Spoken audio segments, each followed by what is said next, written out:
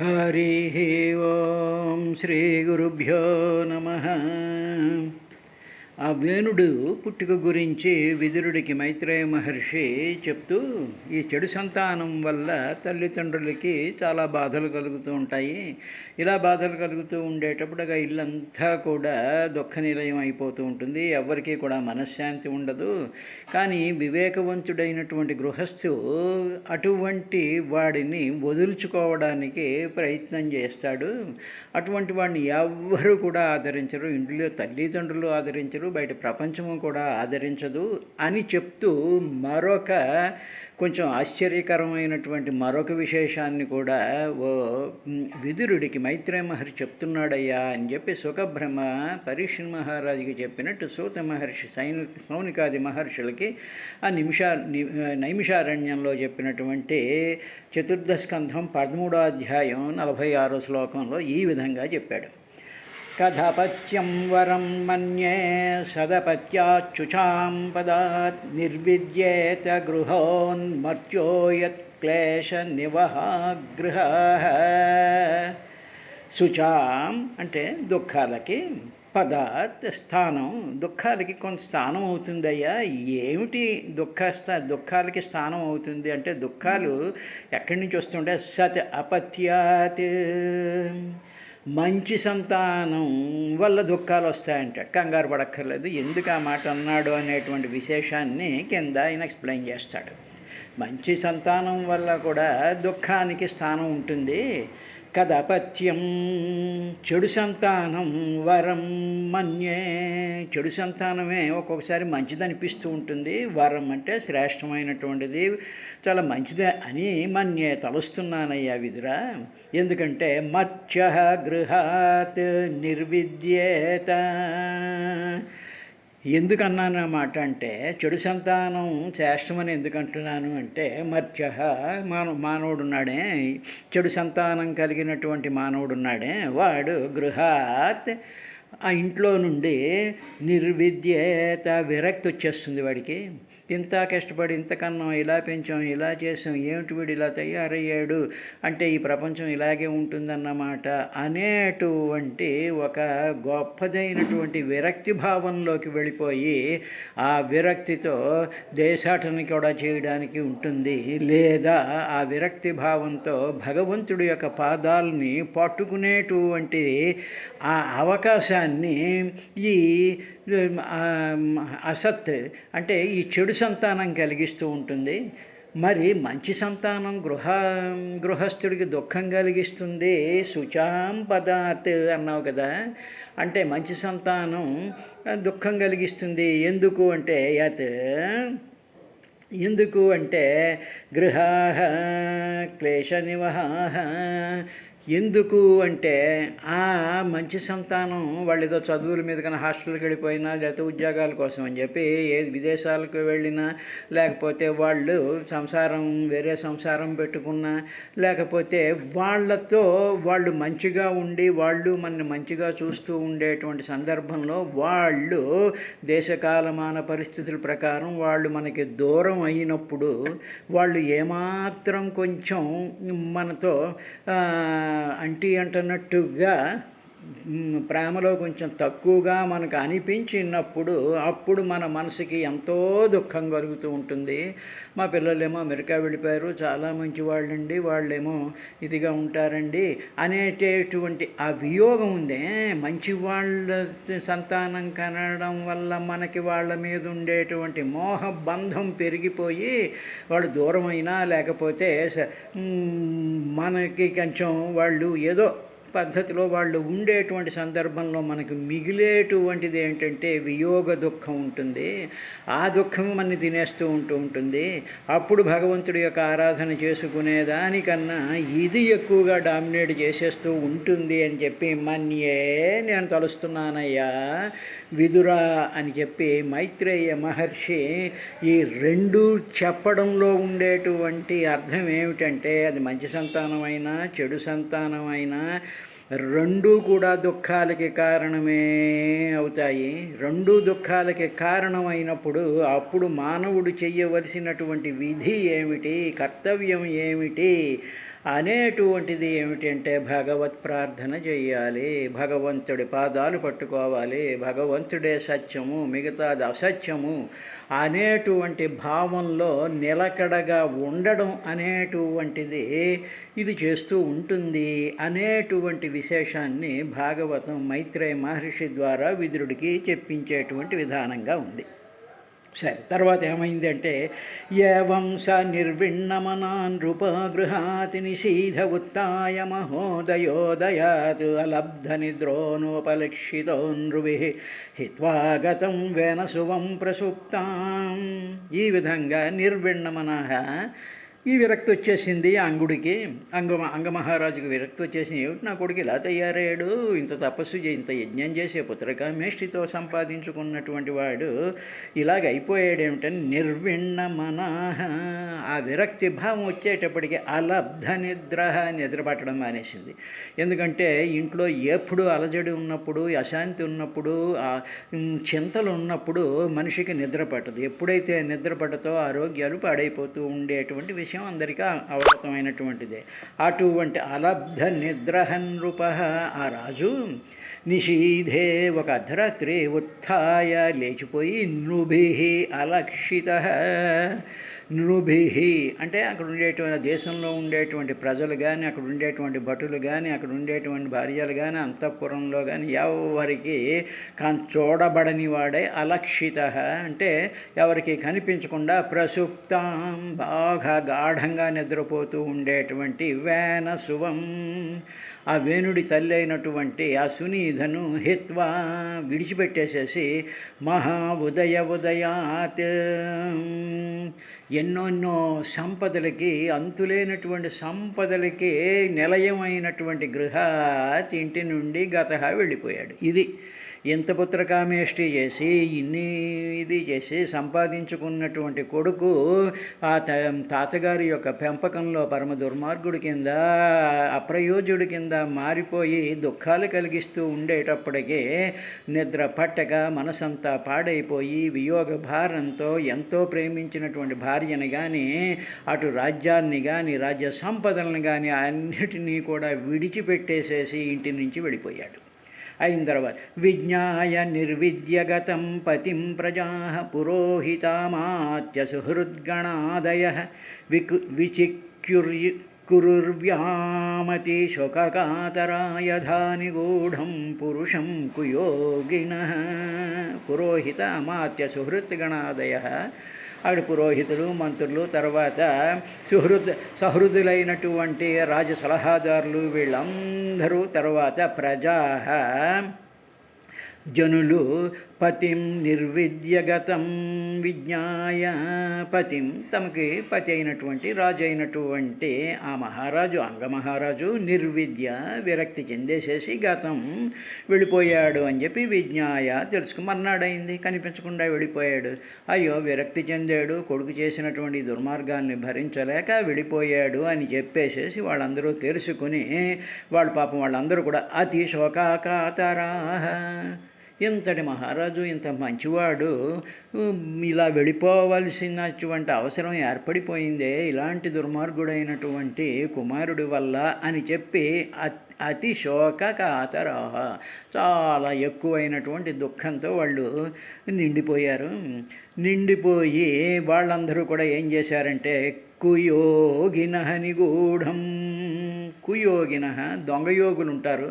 వాళ్ళు ఏం చేస్తుంటారంటే ఏదో పైకి చాలా అద్భుతంగా ఏదో పూజలు చేస్తూ ఉంటారు, పునస్కారాలు చేస్తూ ఉంటారు, తపస్సులు చేస్తూ ఉంటారు, కళ్ళు మూసేసుకుని అలా కూర్చుని ఉంటుంటారు. అందరూ తమను చూడాలనేటువంటి భావంతో యాక్షన్ చేసేటువంటి కుయోగినః దొంగయోగులు వాళ్ళ యొక్క నిగూఢం హృదయంలోనే, వాళ్ళ హృదయంలోనే ఉన్నటువంటి పురుషం యథా ఉర్వ్యాం విచిక్ విచిక్యు, వాళ్ళ హృదయంలోనే ఉండేటువంటి ఆ ఈశ్వరుడిని గ్రహించలేక వాళ్ళు ఏం చేస్తుంటే గుళ్ళో ఉన్నారా, తీర్థాల్లో ఉన్నారా, అరణ్యాల్లో ఉన్నారా, గుహల్లో ఉన్నారా, ఇక్కడున్నారా, అక్కడున్నారా అని చెప్పి వెతికేటువంటి దొంగ యోగుల్లాగా ఈ ప్రజలందరూ కూడా విచిక్యు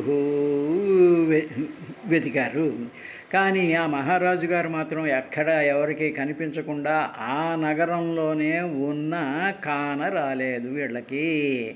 అంటే ఉన్నాడైనా కానీ పరిపూర్ణమైనటువంటి విరక్తి భావంతో ఎవరి కంట పడకుండా హృదయంలో భగవంతుడు ఉండి పైకి కనిపించకుండా అక్కడ వెతికి ఇక్కడ వెతికి వాళ్ళ చుట్టూ తిరిగితే వాళ్ళేదో మనకి మోక్షం ఇస్తారనుకుని వాళ్ళ చుట్టూ తిరుగుతూ వాళ్ళు చేసేటువంటి పనులు చేస్తూ ఇలాగ చేసేటువంటి హృదయంలో ఉండేటువంటి భగవంతుణ్ణి, లేకపోతే గుళ్ళోనే ఉండేటువంటి భగవంతుణ్ణి, లేదా ఇంట్లోనే ఉండేటువంటి భగవంతుడి మీద మనసు పెట్టక మిగతా చోట్లన్నీ వెతుక్కున్నట్టుగా ప్రజలందరూ కూడా వెతకడం ప్రారంభించారయ్యా విదురా అంటూ అలక్షయంతః పదవీం ప్రజాపతే హతోద్యమాః ప్రత్యుపసృత్యతే పురీం ఋషీన్ సమేతానభివంధ్య శాస్త్రవో న్యవేదయన్ పౌరవభర్తృవిప్లవం అనేటువంటి 49వ శ్లోకంతో చతుర్థ స్కంధం 13వ అధ్యాయం పూర్తవుతుంది.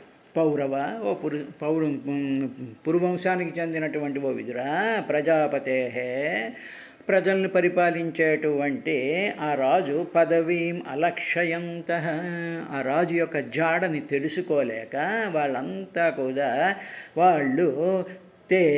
వాళ్ళందరూ హత ఉద్యమాః, ఎక్కడ పడితే అక్కడ వెతుకుతూనే ఉన్నారు. ఎంత వెతికినా సరే వాళ్ళ ప్రయత్నాలన్నీ కూడా ఫలించలేదు. అటువంటి వాళ్ళు పురీం ప్రతి ఉపసృత్య, అక్కడికి వెళ్ళాడేమో, ఇక్కడికి వెళ్ళాడేమో, ఆ కొండకి వెళ్ళాడేమో, ఈ గుడికి వెళ్ళాడేమో, అక్కడికి వెళ్ళాడేమో అని వెతికి వెతికి వెతికి ప్రతి ఉపసృత్య ఇంకా విసిగి వేసారి తిరిగి వచ్చేసేసి సమేతాన్ అందరూ ఈ ప్రజలు, ఈ మంత్రులు, తర్వాత వాళ్ళ సలహాదారులు వీళ్ళందరూ కూడా ఒక చోట గుమిగూడి ఋషీన్ అభివంద్య, మహర్షులందరినీ పిలిచి, ఈ మహర్షులు కూడా వచ్చారుగా, వాళ్ళందరినీ పిలిచి వాళ్ళ చుట్టూ వాళ్ళకి నమస్కారం చేసి స అశ్రవ భర్తృవిప్లవం న్యవేదయన్, అయ్యా స్వామి మహర్షులు మీకు తెలియనటువంటి విషయాలు లేవు కదా అని ఆ మహర్షులకి ఈ మంత్రులు, ఈ ప్రజలు, తర్వాత ఈ సలహాదారులు, ఈ పురోహితులు వీళ్ళు వెతికి వేసారి ఆ ఋషి మండలం అంతా కూడా అక్కడికి వచ్చినప్పుడు వాళ్ళకి నమస్కారం చేసి భర్తృ విప్లవం, తమ భర్త అయినటువంటి అంగరాజు కనిపించకపోవడం అనేటువంటి విషయాన్ని న్యవేదయం విన్నవించారయ్యా అని 49వ శ్లోకంతో మనకి 13వ అధ్యాయం పూర్తయిన తరువాత అథ చతుర్దశోధ్యాయ, ఇక 14వ అధ్యాయంలోకి ప్రవేశపెట్టాం. ఇందులో పృథూపాఖ్యానము అంటే పృథువు నారాయణాంశంతో వేణుడి యొక్క దక్షిణ హస్తాన్ని మధించడం వల్ల వచ్చినటువంటి పృథు చక్రవర్తికి సంబంధించినటువంటి మహాద్భుతమైనటువంటి విశేషం మనకి చతుర్దశోధ్యాయంలో వస్తుంది. ఇక్కడ పృథువు అనేటువంటిది కాన్సెప్ట్ చాలా గొప్పదైనటువంటి కాన్సెప్ట్. ఎంతవరకు కూడా భూమండలంకి ముందు ఏం జరిగింది, ధ్రువోపాఖ్యానం జరిగింది. అంటే ఏమిటంటే ధ్రువమండలాన్ని, అంటే ధ్రువుడి యొక్క ఆ నార్త్ పోల్, ఆ స్టార్ని అవి యాక్సిస్గా తీసుకొని ఈ గ్రహ నక్షత్రాదులన్నీ తిరుగుతూ ఉండేటువంటి సందర్భం. అంటే భూమిని, యజ్ఞవరాహస్వామి భూమిని తీసుకొచ్చి ఒక ప్లేస్లో ఆయన పెట్టాడు అని చెప్పి చూసుకున్నాగా. ఆ ప్లేస్ ఏమిటి అంటే సూర్యుడి యొక్క ఈ గెలాక్సీ, ఈ గెలాక్సీలో మిల్కీవే గెలాక్సీ అనేటువంటి మన పాలపొంతలో సూర్యుడికి దగ్గరగా మన భూమిని తీసుకొచ్చి ఒక కన్వీనియంట్ ప్రాంతంలో పెట్టిన తర్వాత మరి ఈ భూమి తిరగాలి కాబట్టి, ఈ భూమిలో సమస్తమైనటువంటి జీవరాశులు పెరగాలి కాబట్టి వాళ్ళకి ఆ భూమికి సంబంధించినటువంటి విశేషాలన్నింటినీ కూడా మనకి నారాయణుడు పృథువు యొక్క అవతారం కింద వచ్చి ఈ భూమిని సారవంతం చేసి ఇప్పుడు మన మనం చూస్తూ ఉండేటువంటి రకరకాలైనటువంటి నదులు, పంటలు ఇవన్నీ కూడా నారాయణుడి యొక్క ప్రభావం చేత ఇవన్నీ వచ్చాయి అనేటువంటి విషయాన్ని మనకి చక్కనైనటువంటి కథల రూపంలో ఈ చతుర్దశాధ్యాయంలో మనకి కనిపిస్తూ ఉంటుంది. అంతకు ముందు ఏం జరిగిందంటే భూమికి ఒక స్టెబిలిటీ రావాలి అంటే ఉత్తర దక్షిణ ధృవాలు కొంచెం పక్కకి వంగి ఋతువులు రావడం, తర్వాత ధ్రువమండలాన్ని ఆధారం చేసుకుని ఇవన్నీ తిరగడం అనేటువంటి ఆ ఎస్ట్రనామికల్ ట్రూత్ని, ఎస్ట్రనామికల్ ఆ స్థితిని మనకి చెప్పింది ఇంతవరకు. సరే, అది దానితో పాటు భగవంతుడి యొక్క ప్రార్థన, భగవంతుని ఏ విధంగా పూజించాలి, ఆ ద్వాదశాక్షరి మంత్రం యొక్క మహత్తరమైనటువంటి మహిమ ఇవన్నీ కూడా మనం విన్నాం. సరే, ఇక అథ చతుర్దశోధ్యాయ. మైత్రేయ ఉవాచ భృగ్వాదయస్తే మునయో లోకానాం క్షేమదర్శినః గోప్తర్యసతి వైనృణాం పశ్యంతః పశుసామ్యతాం వీరమాతరమాహూయ సునీధాం భ్రమవాదినః ప్రకృత్య సమ్మతం వేనమభ్యషించం పతిం భువః. ఈ పిల్లవాడు వేణుడు ఉన్నాడు, ఇంక మిగతా పిల్లలు ఎవరూ లేరు.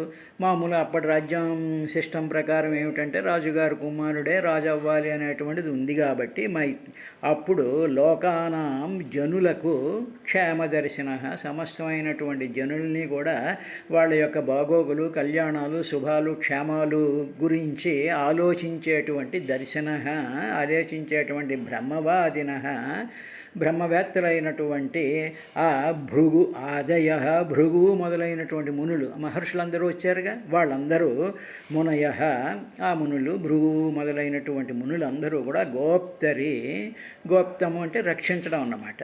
రక్షించేటువంటి రాజు లేకపోవడం, అసతి లేకపోయేటప్పటికీ నృణం పరిపాలించేటువంటి రాజు కానీ లేకపోయేటప్పుడు ఏం జరుగుతుంది రాజ్యంలో అంటే నృణాం వై పశుసామ్యతాం, పశువుల కింద బిహేవ్ చేసేస్తూ ఉంటారు. ఏ విధమైనటువంటి అడ్డు ఆపు లేకుండా ఎవరికి ఏం తోస్తే అది, అంటే రూలు, రైము, ఒక పద్ధతి, ఒక డిసిప్లిన్, ఒక సిస్టమేటిక్ కంట్రోలింగ్, క్రమశిక్షణలు ఇవి లేనటువంటి వీటిలన్నిటినీ కూడా నిలబెట్టి వాటిని కంట్రోల్ చేసేటువంటి వాడు రాజు కాబట్టి అటువంటి రాజు లుప్తం అయిపోయాడు, కనిపించకుండా పోయాడు.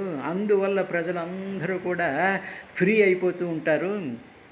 కాబట్టి ఇలాగా అదేవిధంగా దుర్మార్గులైనటువంటి రాజులు పరిపాలిస్తూ ఉండేటువంటి సందర్భంలో కూడా ప్రజలు పశుప్రాయులైపోయి వీటిల్ని తగలబెట్టి, ఇప్పుడు మనం చూస్తూ ఉన్నాగా నేపాల్లో జరుగుతూ ఉండేటువంటి విశేషాలు, అందరి మనిషిని పట్టు కొడుతూ ఉంటారు, ఇళ్ళు తగలేస్తూ ఉంటారు, వాహనాలు తగలేస్తూ ఉంటారు. ఒక రకమైనటువంటి పశుప్రాయుల కింద బిహేవ్ చేస్తూ ఉండేటువంటి పశుసామ్యతాం, పశువుతోడ సమాన, సామ్యతం అంటే సమానం, పశువుల కింద అయిపోయి పశ్యంత ఇలా అయిపోతారు అని చెప్పి భృగ్వాదే ఆ మునులందరూ కూడా ఏం చేశారంటే పశ్యంత, వాళ్ళకి ఆ విజన్ ఉంది కాబట్టి వాళ్ళు ఓహో ఇది ఇలా జరగబోతోంది అని చెప్పి దర్శించి వాళ్ళు ఏం చేశారంటే వీరమాతరం సునీధం ఆహూయ, మహారాణిగా దాన్ని బట్టి ముందు మహారాణి గారిని వీరమాతరం, ఆ వీరమాత అయినటువంటి సునీతను ఆహూయ పిలిపించారు.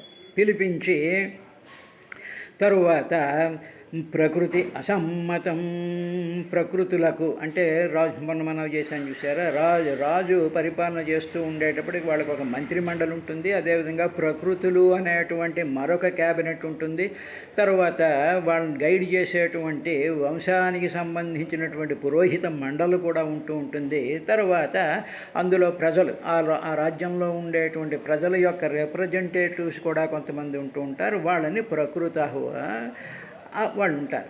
ఇప్పుడు ఏం జరిగిందంటే ప్రకృతి అసమ్మతం, ఆవిడని పిలిచారు, సునీధని కూర్చోబెట్టారు ఆ సభలో. కూర్చోబెట్టి ఆవిడని పిలిచిన తర్వాత ప్రకృతి అసమ్మతం, ఎవరికి సమ్మతం కానటువంటి తర్వాత, ఎందుకంటే సమ్మతం కాదు వేణుడు, ఇంకా వాడినే చేయాలి రాజుని, కానీ ఎవరికి ప్రజలు ఎవరికి వాడిని చేయడం ఇష్టం లేదు. వేనం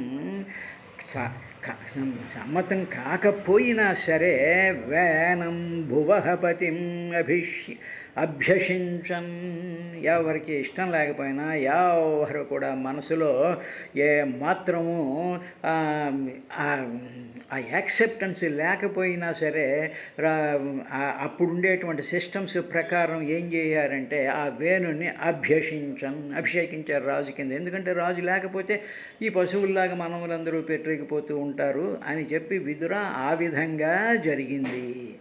ఎందుకండి ఇంకొకరిని ఎవరినైనా చూడొచ్చా అంటే కుదరదు కదా. రాజధర్మాలు అప్పుడు ఒక నీతి, ఒక పద్ధతి, ఒక డిసిప్లిన్, ఒక ఇది ఉండేది. ఆ విధంగా సిస్టమ్స్ని వాళ్ళు గౌరవిస్తూ ఉండే, అంటే రాజుగారు కుమారుణ్ణే రాజు చెయ్యాలి అనేటువంటి ఆ ఇన్హెరిటెన్స్ అనేటువంటి సిస్టమ్ని వాళ్ళు ఫాలో అయ్యారు. ఇప్పుడు అభిషేకం చెందేటువంటి వాడు దుర్మార్గుడైనా సన్మార్గుడైనా ఆ ధర్మానికి వాళ్ళు మహర్షులు కట్టుబడి ఉన్నారు. ధర్మానికి కట్టుబడి ఉండడం అనేటువంటిదే మన భారతీయ సంప్రదాయంలో ఉండేటువంటి గొప్ప విశేషం. వాడు దుర్మార్గుడే, సన్మార్గుడైనా అవ్వచ్చు, దుర్మార్గుడైనా అవ్వచ్చు, లేకపోతే మధ్యస్థుడైనా అవ్వచ్చు, ఎటువంటి వాడైనా సరే ఆ ధర్మాన్ని పరిపాలించాలి. ఎప్పుడైతే ఆ ధర్మం మీద మనకి నమ్మకం ఉంటుందో అప్పుడు ఆ ధర్మమే ఈ దుర్మార్గుణ్ణి నాశనం చేసేస్తుంది. అందుకని ధర్మో రక్షతి రక్షితః అన్నారు. ధర్మో రక్షతి.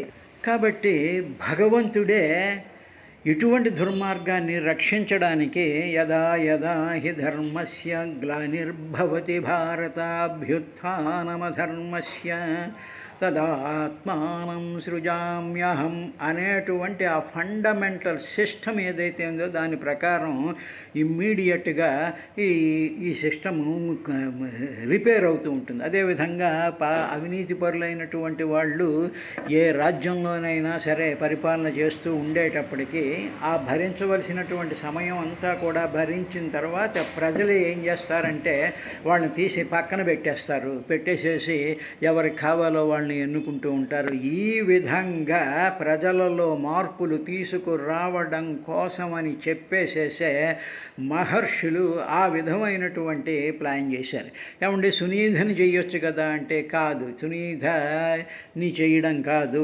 ఎందుకు అంటే వేణుడి యొక్క దుర్మార్గత్వాన్ని చూసిన తర్వాత ప్రజలలో ఒక రకమైనటువంటి రియాక్షన్ రావాలి, వచ్చి ఆ ధర్మమే వాడిని శిక్షించేటువంటి విధంగా పనిచేస్తూ ఉంటుంది. ఇక్కడ మనం కొంచెం ఆలోచించవలసినటువంటిది ఏమిటి అంటే ఆ కొంతకాలం ఆ దేశంలో ఉండేటువంటి ప్రజలు ఆ దుర్మార్గాల్ని భరించవలసినటువంటి అవసరం వస్తుంది. అదేవిధంగా మనం చూసుకున్నట్లయితే ముస్సోలిని కానీ హిట్లర్ కానివ్వండి, అటు ఈ ముస్లిం పరిపాలకులు కానివ్వండి, వీళ్ళు కొంతకాలం పరిపాలించిన తరువాత ప్రజలలోనే ఆ మార్పు వచ్చి వాళ్ళని మట్టు పెట్టి ప్రజలు సుఖశాంతులతో ఉండేటువంటి ఆ ధర్మ సంస్థాపనం అనేటువంటిది చాలా అద్భుతంగా భగవంతుడి యొక్క ప్లాన్ ప్రకారం జరుగుతుంది అనేటువంటి విషయాన్ని ఈ కథ ద్వారా మనకి భాగవతంలో చెప్పారు. రేపటి కార్యక్రమంలో మిగతా ఏం జరిగింది అనేటువంటి విశేషాన్ని చూద్దాం.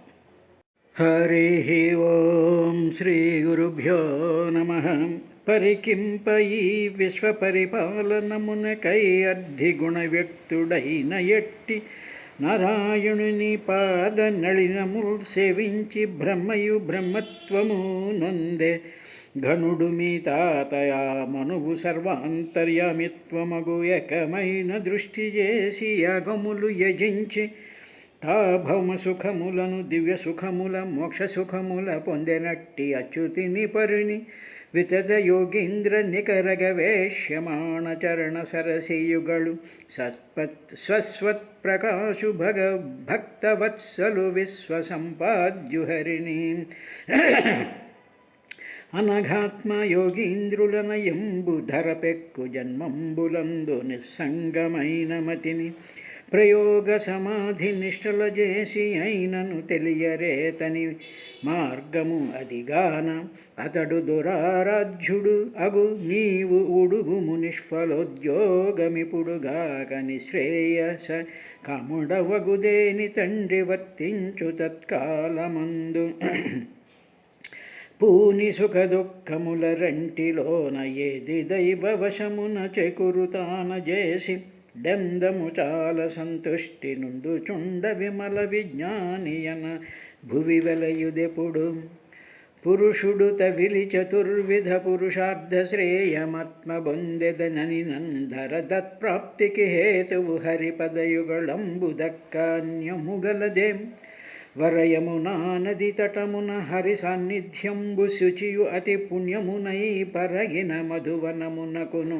సరసగుణ చనుము మేలు సమకూరున చటన్ ఆశ్రిత సత్ప్రసాదాభిముఖుండును స్నిగ్ధ ప్రసన్నాననేక్షణుండు సురుచిరనాసుండు శుభ్రూయుగుండును సుకపోలతలుడు సుందరుండు హరి నీల సంశోభితాంగుడు తరుణుండు అరుణావలోకనోష్ఠాధరుండు కరుణ సముద్రుండు పురుషార్థనిదయు ప్రణయతశ్రయుండు శోభనకరుడు లలిత శ్రీవత్సలక్షణ లక్షితుండు సర్వలోక శరణ్యుండు సర్వసాక్షి పురుషలక్షణయుక్తుండు పుణ్యసాని అసిత మేఘ నిభచాముడవ్యయుండు హార కిరీట కేయూర కంకణ ఘన భూషణుండు ఆశ్రిత పోషణుండు లలిత కాంచీకలాపశోభిత కటిమండలుండు అంచిత కుండలుండు మహనీయ కౌస్తుభమణి ఘ్రణిచారు గ్రైవేయకుండానందదాయకుండు సలలిత ఘన శంఖ చక్ర గదా పద్మహస్తుడు భువన ప్రశస్తుడజుడు కమ్ర సౌరభవన మాలికాధరుండు హత విమోహుండు నవ్య పీతాంబరుండు లలిత కాంచననూపురాలంకృతుండు నిరతిశయ సద్గుణుడు దర్శనీయతముడు హరి పరమాత్మ కేశవ చరాచర భూత శరీరధారి వై పరగుదవు నీవు ఇట్టులుగా ప్రాణ నిరోధమెరంగమెందు ముంతిరముగ దేవదేవ జగదీశ్వర సర్వశరణ్య నీ పదాంబురుహములొలిమై శరణు పొందెదము ఆప్తి హరించి కావవే అరవిందోదర తవ కీన చరణ ధ్యానానురాగాల్లసోచ్చరితా కర్ణన జాత భూరి సుఖముల్ స్వానందక బ్రహ్మమందరయం లేవట దండభృద్భట విమానాకీర్ణులై కూలు ఆసురలోకస్థుల చెప్పనేల సుజన స్తోమైక చింతామణి